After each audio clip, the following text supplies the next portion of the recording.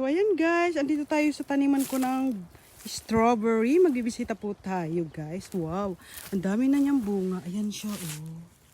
Wow, ang dami ng bunga guys. Wow, ito may hinog na pala. Uy, wow, harvest na tayo. Uy, kailangan ko na itong pitasin dahil makakunin to ng uwak. Ayan siya guys. Ang dami na palang bunga nito. Ayan oh. Ito pa oh, may hinog na siya. Ito kaya lang mayroon pa siyang abang. Pero kunin ko na siya kasi kukunin lang to ng uwak. Ayan, nakadalawa na tayo guys. Ano pa ba? Mayroon pa ba dito? Ay, ito pa oh. Oh, ang dami na palang bunga. Ayan oh. Wow, pangatlo na ito.